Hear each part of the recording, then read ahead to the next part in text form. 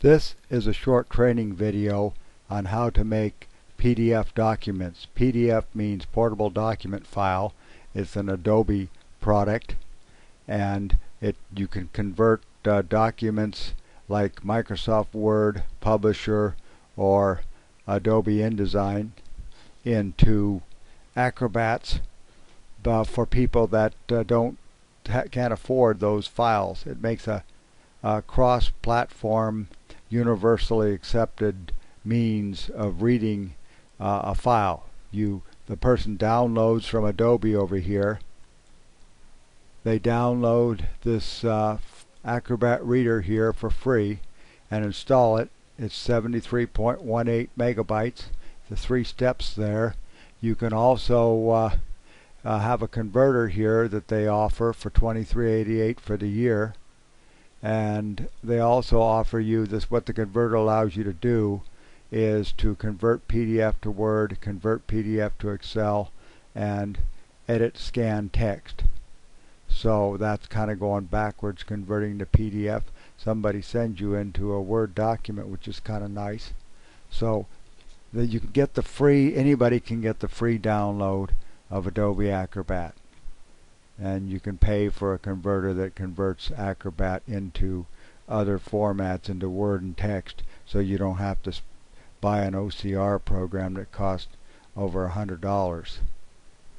And so now we're going to start with Microsoft Word, and this is a very complex document that would take a highly skilled person to create in Word. I couldn't do it, but I know somebody that could and did.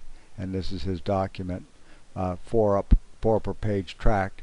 So there are 2 ways of doing this, and in Microsoft Word 2007, if you go and get from online from Microsoft, you can get a plug-in for a converter to it appears right up here as Acrobat.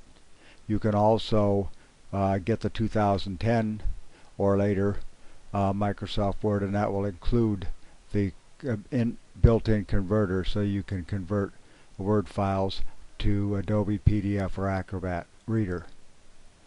See, it says over here when we click on the Acrobat, we can create a PDF, or we can go to Preferences. I think it would be a good idea to go to Preferences so a person could get a few more parameters of what you're going to be doing to make sure you have a choice of qualities up here, and I picked press quality. You have a choice of advanced settings here, and I don't see optimized for fast web view is nice, and depending on compatibility with which earlier version of Acrobat people might have could be a problem, so you can pick it to be compatible with an earlier version like 5.0. So that's pretty much, that's not exactly what all I expected. Now something about fonts over here, that's important.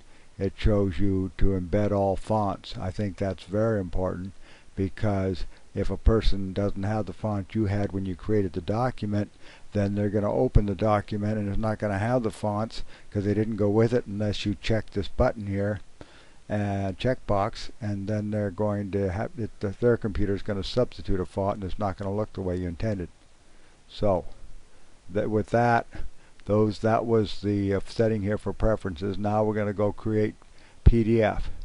This is probably the quickest way to I've got to make a PDF from Word, and you see the names already here, but the problem is when you make a complex document like this one that has especially this word art over here, it doesn't convert accurately.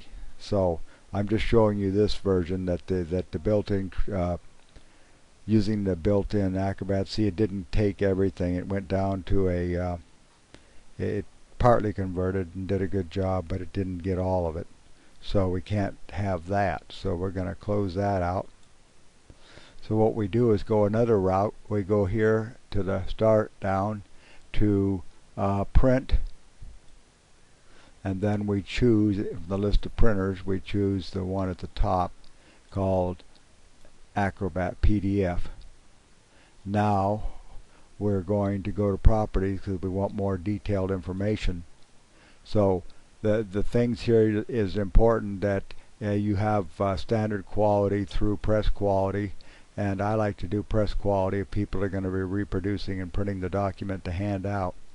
And the other important thing here is this rely on system fonts only. That has to be unchecked, because that way the fonts in the document you created that you have that others may not have will go with the document, and they'll be able to open it up and it'll look just like what you created. So we're going to go ahead and go OK now, and OK again, and it's going to make the conversion now. And it wants to know, it's flashing down here, it wants to know where we're saving the file, and it's got a name. You give it a name and you save it in a place, and it already exists, so I replace it, and now it's going to show me in Acrobat what it's going to look like when it gets done making it here. See down here it says printing, and it says that it's in the process. Now this converter evidently is one that's built in, that comes from Microsoft. There's another converter that's a program you buy called Adobe Acrobat Professional, and that allows you to do more things, but that's going to cost $100 or more. And also you could go to the stationery store or the office supply, Office Depot, and I found in the bargain rack a $4 CD program on a CD that was a PDF converter for only like $4. Now you see here, we'll rotate it, view, rotate clockwise. So here you go. This is a document that's really nicely reproduced as a PDF. We're going to zoom in to 400% so you can see that when you do press quality instead of standard quality or lowest file size, that you get a nice sharp document. See how sharp the text is. There's a little problem over here where around this graphic, but that could be fixed in Photoshop before it's ever put into Word. So that's the two ways that one can make a PDF from Microsoft Word. And now we're going to close this out, and we're going to go to Microsoft Publisher. Microsoft Publisher, I just recreated a document that I had previously made in Adobe InDesign. It was a lot easier than using Word, and I got these little holly emblems off the Microsoft DGL clip art website, or by going to insert clip art over here. But anyway, so what we're going to do is, in this case, we could just click on the Acrobat. If you click on the Acrobat Adobe PDF button on this program, and it will do a good job, and it will convert to the first time. So convert to PDF. So we're going to try this out, and it already has a name. Save it. It exists already, but I'm replacing it. Now it's making the conversion. Because I have a fast computer, it makes a fast conversion, and now you'll see that it did a perfect job. You can also see my 300 dots per inch image over here as we zoom in, zoom to, and 400%. That this picture is in the conversion, which started out good because it was 300 dots per inch. It's going to be. We'll look at the picture, and you'll see the picture is really nice. Scroll down here. See, you don't see any. You see a clear picture at the enlarged 400% size. Now we'd like to do one more example, and this is found in Adobe InDesign CS5, and this is a program that costs hundreds of dollars. So what we're going to do in this case, we have two options here. We can go File, and we can go Export, and then we can choose PDF here. This one doesn't have the options that the other way has, so therefore I'm not going to show you this one.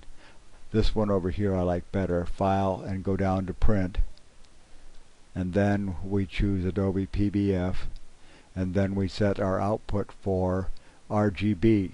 If the document is not If it says there's a problem, you go over here to Edit in your InDesign document and go down to Transparency Blend Space, and you go over here and choose Document RGB.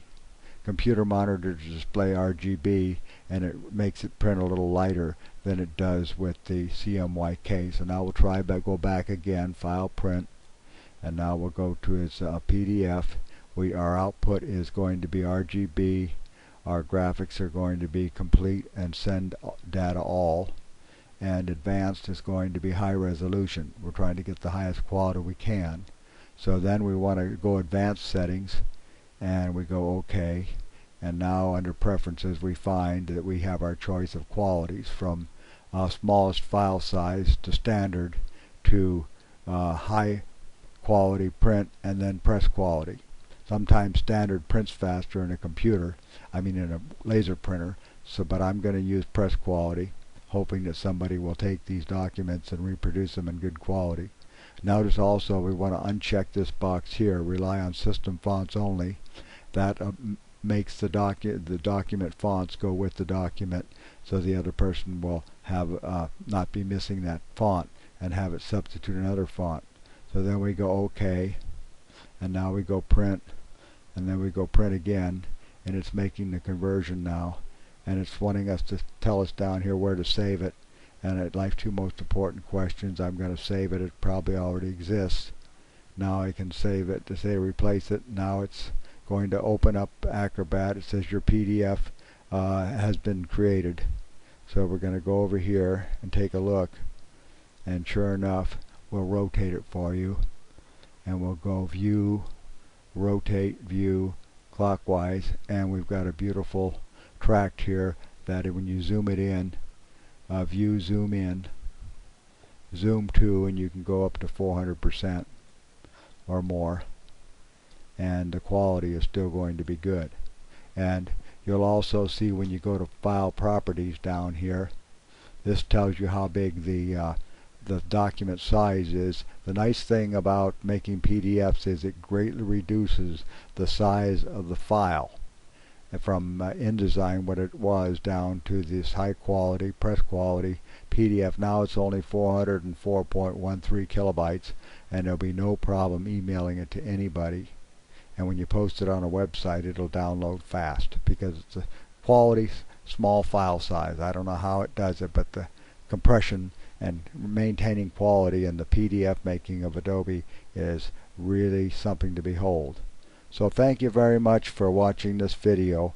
We'll show you some other things in the next video. What I'd like to show you in the next video, among other things, is over here at the bottom on this page right over here.